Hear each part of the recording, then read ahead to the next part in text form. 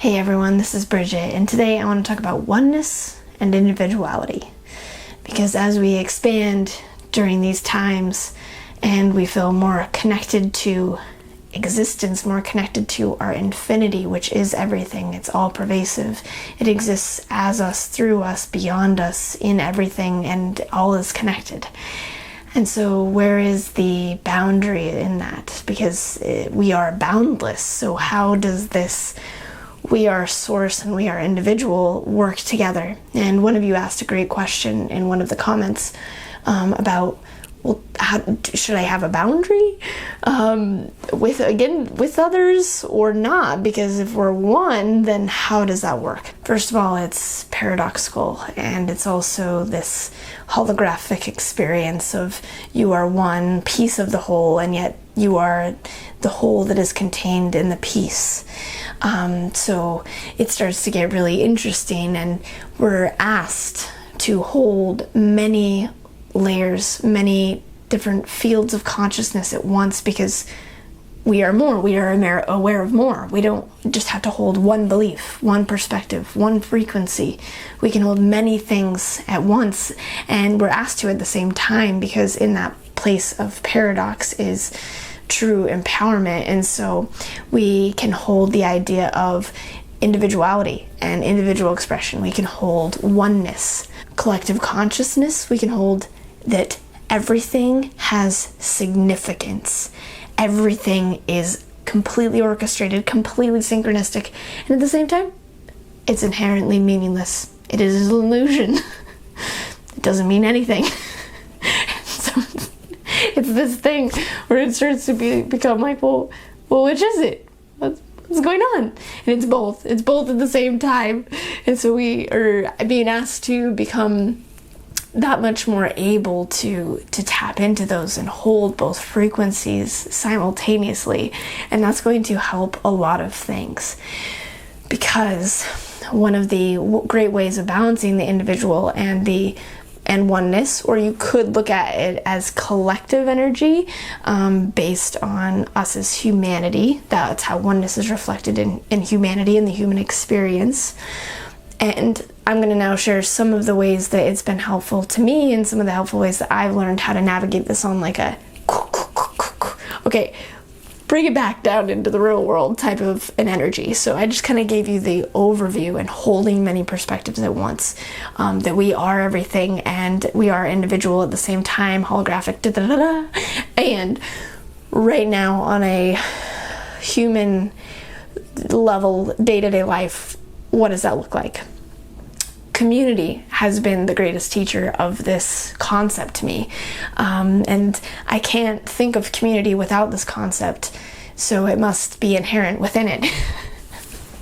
And by the way, if you have any questions about community-specific topics, I would be really curious to know, because I want to do more videos on this subject, because I lived in community for over 5 years in probably at least a half dozen different situations and configurations, with anywhere between I'll get to in a second about this, 1 to 10 to 20 people at any given time. And I say 1 because community starts with yourself. So when we're talking about this and going into this dynamic of individuality and oneness, we're talking about, first of all, a relationship with ourselves. And then the community expands, and that quote separateness or division turns into 2 people, right? But at the same time, we're 1. So 1 plus 1 equals 2, but it also can equal 1. So one of the things that came up very strongly in community was the reason for community is to come together with a collective mission. So anyone that's a tribe, in tribe, anyone that is in a company, anyone that's in a community, a cohesive whole, there's a common unifying oneness principle that brings you together. Now, this can be on many different levels. You can be one and agreed upon on many different agreements. Like, for instance, the agreement that we had for about 3 years in our Sedona community was all in on money, which was a fun experiment. So it can go from that. It can be that we all are free. It can be quite boundless in its expression of agreement. So now when we're talking about oneness filtered through down into humanity, into collective agreements, that is what we're talking about. And so as this beautiful girl asked about boundaries with humans, because we're one, we're talking about really agreements with humans, agreements between humans. And so it really comes down to what you want to agree to with other people. Now, as you can see, there's quite division in the unified collective consciousness, because there's very little that people agree on. I mean, you could even say, okay, well, a core fundamental human value of don't kill. That's not even killing is a fundamental core human value. It's like, okay, what can we meet on? We eat and drink water, okay? But then everyone has a different version of what eating and drinking water is. So it's pretty interesting when you get into these collective agreements. But the advantage to collective agreements is unification. And when unification happens, then you form oneness.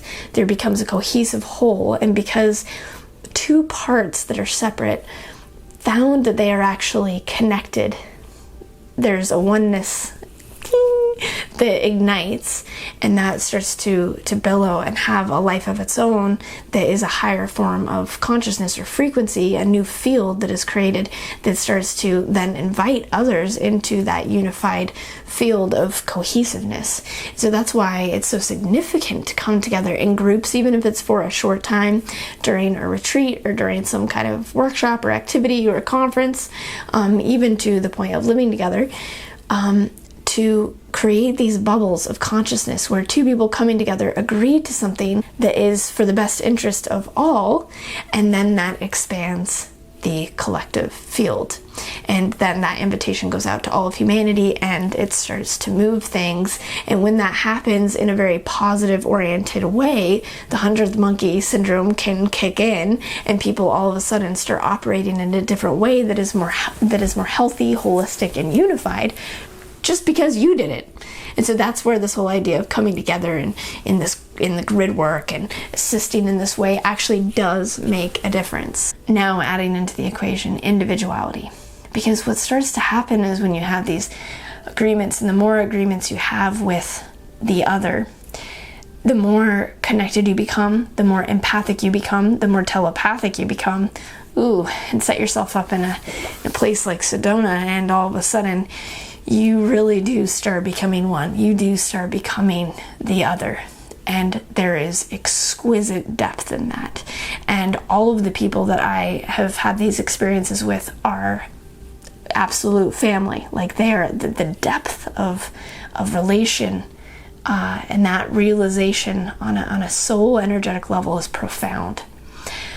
Now, the other dynamic that comes up when living together, and even not just in the world, right, is the boundary of, well, then where does my individuality begin? Individuality is critically important because we are all an aspect of creation. We are all an aspect of the one, still holding oneness within that. And it's so important for us to express our individual, unique expression of whatever divinity created us to express and bring to this world. It's pivotal.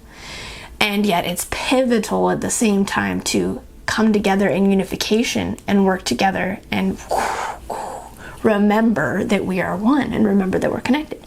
So on this individuality level, it starts to get pretty interesting when you're living together in these tight bubbles, because you start to flow as one, and then you kind of don't end up getting anything done, or it's so the perspective is so connected to the whole that your individual needs that then lead to your individual expression start to become compromised. They disappear.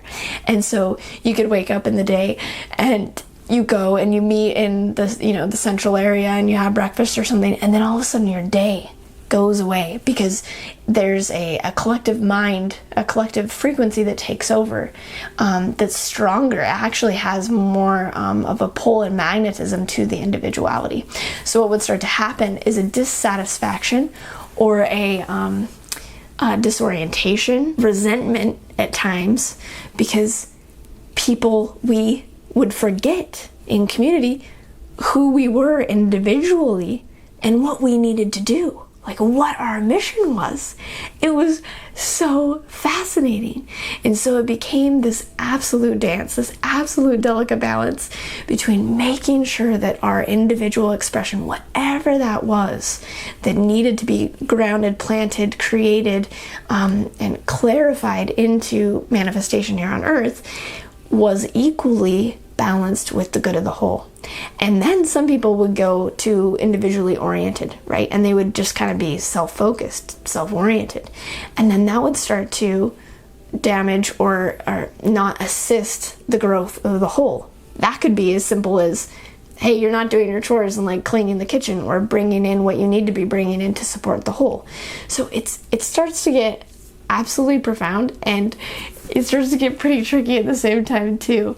And the point of all of this is the balance. And the point of this is really clarifying, and I've said this a lot of times, really clarifying who you are, what your mission is, and being so precise in that, and letting that inquiry, letting that discovery really come alive so that you can know that. And then when you're faced with the collective whole and assisting the collective whole, which is also the collective consciousness, you will know where you fit into that. You will know where you fit into the puzzle piece of the whole.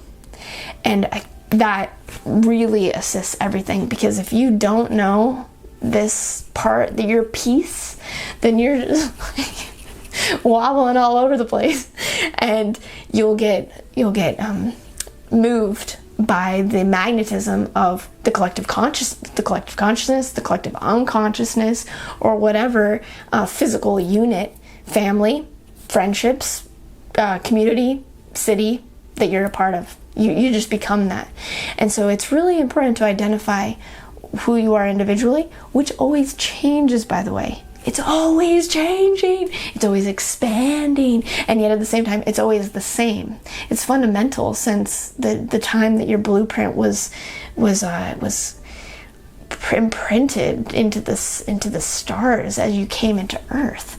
So there's a current to it that's consistent, and yet it's always expanding. So it's always important to check in and also not be bound to like, well, this is what it is. It's always expanding.